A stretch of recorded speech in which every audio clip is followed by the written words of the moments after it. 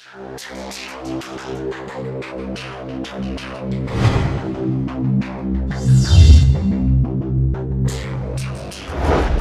Buya, kita bacakan pertanyaan dari Facebook. Ada sahabat kita Wibowo dari Jakarta. Assalamualaikum warahmatullahi wabarakatuh. Waalaikumsalam warahmatullahi wabarakatuh. Buya, saya mau bertanya tentang fenomena di Jakarta menjelang pilihan gubernur. Bagaimana Islam melihat pemimpin non-muslim yang akan maju sebagai pemimpin di Jakarta yang mayoritas penduduknya adalah Islam? Dan jikalau calon penantang non-muslim itu seorang muslim tapi dari elit partai dan dia tidak lebih baik dari si non-muslim, maka apa yang harus dilakukan sebagai seorang muslim yang baik yang ingin mendapatkan pemimpin terbaik? Demikian Buya, mohon jawabannya. Wassalamualaikum warahmatullahi wabarakatuh. Waalaikumsalam warahmatullahi wabarakatuh. Diharamkan bagi seorang muslim dan kami himbau kepada kaum Nasrani untuk bisa dengar dengan baik apa yang kami sampaikan. Kami tidak pernah merasa tersinggung di saat kaum Nasrani, di saat mereka mayoritas selalu mengharamkan jamaah mereka untuk memilih pemimpin Islam. Hak mereka. Jadi aturan yang bukan. Dan kami tidak pernah merasa tersinggung dengan itu semuanya. Karena setiap agama ada rambu-rambunya. Jika seandainya di negeri kafir sana, orang Nasrani mereka sepakat bahwasanya kami kaum Kristiani haram memilih pemimpin Islam, hak Anda. Dan tidak usah ribut, saya tidak akan mencampur urusan keimanan Anda. Mestinya harus paham makna ini. Maka kaum Kristiani, kaum Nasrani hendaknya paham juga. Di saat kaum muslimin yang ahli istiqomah, kita tidak bicara orang yang nyeleneh. Yang ahli istiqomah akan sepakat bahwasanya haram mengangkat pemimpin selain dari kaum muslimin. Dan tidak ada kata tawar di sini. Ini ijma' kesepakatan. Dan tidak usah dikemas dengan bahasa-bahasa dusta, dengan pilihan yang lucu, guyonan dagelan. Biasanya cara bandingnya begini, mana yang lebih baik antara pemimpin kafir yang adil dengan pemimpin Islam yang jahat? Ini bukan bandingannya.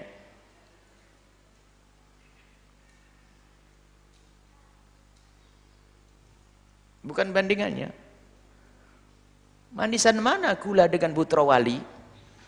Ini tidak benar, tahu putra wali. Ini orang sakit, ente pertanyaannya gila, tidak benar itu. Kalau mau membuat bandingan begini, mana yang lebih utama, mana yang harus kita pilih antara seorang pemimpin kafir yang adil dengan pemimpin muslim yang adil, harus begitu dong. Jadi perbandingannya bukan semacam itu. Masalah, kemudian kalau bicara tentang kebaikan, jadi perbandingannya adalah bukan pemimpin yang kafir yang adil dibanding dengan pemimpin muslim yang tidak adil, pilihannya mana, bagusan mana. Ini bukan begitu cara membandingkannya. Pembandingannya harus sama dong. Maksudnya pemimpin kafir yang adil dengan pemimpin muslim yang adil, mana yang lebih dipilih, begitu. Kalau alasannya sekarang ini coba namanya untuk mengkelabui orang, menjerumuskan orang dengan bahasa ya pemimpin kafir yang adil lebih bagus daripada kita punya pemimpin muslim tapi nggak benar. Loh, siapa yang akan mengangkat pemimpin muslim yang tidak benar? Ente aja. Karena orang lain yang dipilih, coba ente yang dipilih, mau enggak ente? Tuh ustadz itu, kiai itu loh, kiai itu. Enggak tahu kiai siapa itu. Kiai yang ngomong aneh-aneh misalnya. Ada sekarang fatwa kiai yang aneh-aneh. Pemimpin kafir yang adil lebih bagus daripada pemimpin muslim yang tidak adil, ya, karena yang dipilih bukan dia. Sebenarnya dia tuh ada kepentingan sudah, bukan karena Allah Subhanahu wa taala. Karena kalau Allah akan berpegang kepada jangan wala tatakhidu. Jangan kau menjadikan orang kafir menjadi pemimpin, sudah jelas. Jangan kau ambil orang kafir sebagai pemimpin, harga mati. Harga mati. Kecuali wa idabtulina, kecuali sudah kita mendapatkan pemimpin yang tiba-tiba di kampung kita diberi pemimpin yang naudzubillah kafir dan sebagainya, ada aturan negara, kita harus patuh dan seterusnya. Ini adalah bab lain di negeri kita, tapi dalam Islam tidak ada. Karena apa? Hakikat kebaikan itu apa sih kalau orang paham? Kadang-kadang orang memaknai kebaikan ini adalah keblinger. Contoh, ada seorang laki-laki berkata, oh, dia perempuan itu sangat baik, luar biasa kepada saya. Dia lembut, luas, santun, pengabdian kepada saya, hebat. Mau menikah dia, laki-laki mau menikah dengan seorang perempuan. Dia sering membantu, ya enggak? Baik enggak? Baik, omongannya lembut, kalem, baik. Cuman kebaikan itu kalau mandang tuh yang sempurna dong. Teruskan, lanjutkan. Bagaimana dia dengan bapak dan ibumu? Setiap hari dia wiritanya mencaci bapak saya. Ayo, Anda masih bisa mengatakan baik? Coba Anda jujur. Anda seorang laki-laki yang ganteng, yang soleh. Ada seorang perempuan yang akan kau nikahi. Wah, dia pinter di kelasnya, jago di kelasnya. Wah, dia supel. Wah, dengan temannya dicintai semuanya. Sama kamu pun baik. Suka bantu sekolah dan sebagainya. Pokoknya bahkan menyiapkan rumah segala macam asalkan kau menikahi dia. Cuman dia itu sama ibumu selalu setiap pagi dan sore mencaci maki. Baik enggak dia? Masih mau mengatakan baik dia? Bapak ibumu kau caci. Bagaimana kau akan masih mengatakan dia baik kalau dia mencaci maki Tuhan Allah, mengatakan Allah punya Tuhan, ada Tuhan lagi selain Allah, mengatakan ada Tuhan selain Allah. Mana kebaikan yang sesungguhnya? Jadi urusan kepada Allah. Kalau Allah saja sudah dikhianati, dikurang ajari, kamu bakal dikurang ajari suatu ketika nanti. Undang-undangnya adalah manusia. Selagi layak menghargaimu, menghargaimu. Kalau tidak, kau akan digiles sama. Nah, ini harus ada ketegasan yang demikian ini. Tidak usah ikut-ikutan, biarpun ulama itu yang mengatakan boleh memilih pemimpin yang kafir asalkan adil, biarpun imamahnya lebih gede dari ini, katakan itu adalah a'dha' pengikutnya syaitan. Karena membahayakan umat. Lebih baik Anda diam, wahai para ustadz, daripada Anda menjerumuskan umat. Diam sudah. Kenapa si fatwa begitu kepada takut? Jangan dikelabui umat. Jangan dibohongi umat, jangan. Berbandanglah masa depan yang panjang. Selagi ada orang punya keyakinan yang salah, mereka akan membebaskan keyakinan mereka untuk merusak keyakinan kita. Dan pada waktunya nanti lihat, mereka pun punya keyakinan. Mereka punya keyakinan seperti Anda punya keyakinan. Sehingga keyakinan mereka pun akan mereka wujudkan dalam perilaku mereka. Sehingga keputusan pun mereka nanti pada waktunya akan ketemu, akan kelihatan. Kalau dalam irama merayu dan promosi diri itu bisa saja berbuat baik dan sebagainya. Kalau seandainya ada pemimpin kafir negeri antah berantah itu, kita tidak nyebut Indonesia Raya terlalu serem ini. Ada di sebuah negeri, apa negerinya? Negeri Abu Nawas atau nama. Sudah. Ada seorang kafir yang cerdas. Karena saya ini memimpin umat Islam. Sebelum saya dipilih, saya akan buat 1000 masjid. Saya akan buat 1000 masjid dan 1000 pondok. Wah, umat Islam yang tertipu. Ajib. Pemimpin Islam saja nggak pernah buat masjid. Masjid itu sudah banyak, tidak usah pusing. Pemimpin Islam saja nggak pernah buat pondok. Wah, ini pemimpin hebat, memihak kaum muslimin. Dia mengetawa, memang orang Islam paling seneng kalau dapat sumbangan. Nah, ini awas, hati-hati. Sonong buat masjid dan sebagainya. Dia ngerti, masjid gini aja banyak yang kosong. Buat di masjid gak bakal dipakai. Nah, sekarang banyak masjid gulung tikar kan? Yang istimewa, tenang, mereka ngerti buatin masjid. Ini tidak memihak, kita tidak menunjuk kepada satu negeri di Indonesia atau di mana. Ini negeri di luar angkasa sana ini.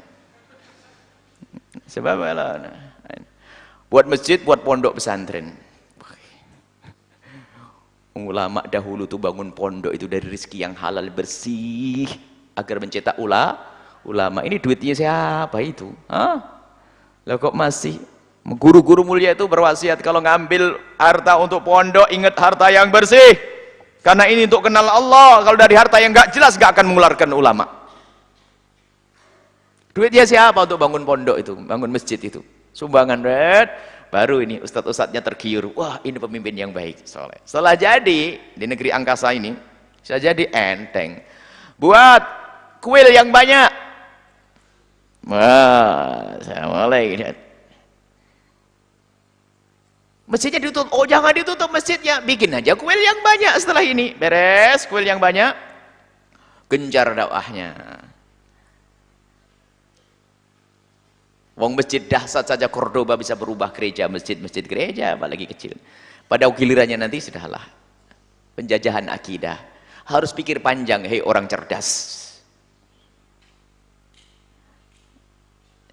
Pemimpin kafir adalah haram. Kita tidak menunjuk ABCD. Ini sama dengan keyakinan mereka juga. Sebab di negeri-negeri mereka pemimpin Islam juga haram. Saya sama sebenarnya. Jangan sampai dianggap ini adalah diskriminasi dan sebagainya. Sama, coba negeri-negeri yang agamanya selain daripada Islam. Mereka juga melarang. Apakah di negeri-negeri yang agamanya Hindu, Buddha, Nasrani, Yahudi, mereka juga melarang memimpin Islam. Sama. Memang kita ini termasuk bangsa yang paling lemah. Bangsa yang ngaku Islam ini paling lemah ini. Jangankan urusan pemimpin ini, urusan tahun baru aja lihat. Nggak pernah ada di Amerika merayakan tahun baru Hijriah. Nggak pernah ada di Cina merayakan tahun baru Hijriah. Tapi di Indonesia Raya lengkap. Tahun barunya Indonesia paling lengkap. Tapi negeri kafir nggak pernah. Ayo, ini untuk membuat liburan baru, kita usulkan ke negara, agar ada tahun baru Hijriah. Kan lumayan dapat libur baru kan, tapi pun nggak usulkan mereka. Coba di Hong Kong ke sana. Kan ada hari raya Imlek, hari raya ini dan sebagainya. Mestinya kalau rakyat pengen libur kan mengusulkan, wahai pemimpinku, kan lumayan. Bagaimana kalau kita merayakan tahun baru Hijriah agar kita tambah liburannya? Liburan kan enak bagi pegawai negeri kan? Enak bagi negeri. Ya enak kan liburan. Tapi mereka tidak pernah mengusulkan itu. Tapi kalau di negeri kita malah lengkap, negeri paling hebat. Coba kita kurang punya pendirian. Mereka nggak akan merayakan tahun baru Hijriah. Tahun baru mereka bisa menjadikan kota tutup. Di Indonesia saja kalau sudah tahun baru tertentu, kota warung toko-toko tutup. Hebat. Sampai urusan pemimpin pun demikian. Jadi di saat kami mengatakan bahasanya pemimpin di luar Islam adalah hukumnya adalah haram kita memilihnya sesuai dengan syariat kita dan juga sesuai dengan syariatnya orang Nasrani dan Yahudi. Kenapa? Mereka juga melarang pemimpin mereka dari orang Islam. Sesuai. Maka jangan dianggap ini adalah diskriminasi, tidak. Tolonglah fahamlah hai para kaum muslimin. Enggak usah repot-repot memaham yang demikian ini. Kok jangan dibikin pelik ini? Yang bikin pelik adalah orang yang suka mengkelabui ini.